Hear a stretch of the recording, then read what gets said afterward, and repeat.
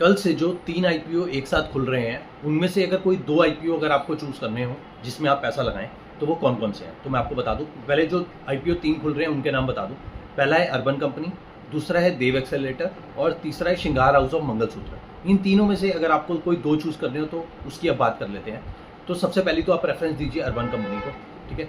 Urban company का जो IPO का साइज़ है, वो कंपैरेटिवली हायर है। 1900 करोड़ के आसपास का ये आईपीओ है और उसका जो ग्रे मार्केट प्रीमियम में चल रहा है 34-35% के आसपास चल रहा है, जो कि काफ़ी डिसेंट है।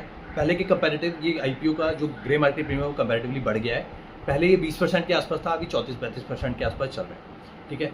दूसरी जो आप प्रेफ़रेंस दें अर्बन कंपनी के बाद, वो दें आप श्रृंगार हाउस ऑफ मंगलसूत्र। श्रृंगार हाउस ऑफ मंगलसूत्र का जो आईपीओ है, वो 400 करोड़ के आसपास का है, ठीक है? उसमें जो अलॉटमेंट के चांसेस है, वो कंपैरेटिवली बेटर है as compare to Dev accelerator.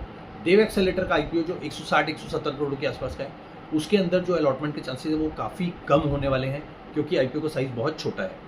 Although श्रृंगार हाउस ऑफ मंगलसूत्र में भी आईपीओ का जो साइज़ है, वो इतना बड़ा नहीं है, उसमें भी अलॉटमेंट के चांसेस कंपैरेटिवली कम ही होंगे।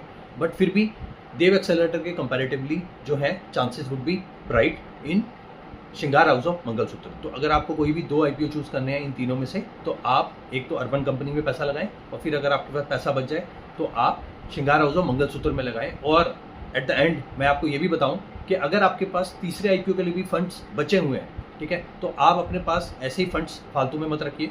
उसमें देव एक्सेलरेटर में भी आप अपनी आईपीओ की एप्लीकेशन लगा दीजिए। भले ही उसमें अलॉटमेंट के चांसेस कम है, बट अगर आपके पास फंड्स की अवेलेबिलिटी है, तो आप उसको भी कंसिडर कर सकते हैं। 15% के आसपास उसका भी ग्रे मार्केट प्रीमियम चल रहा है। Thank you.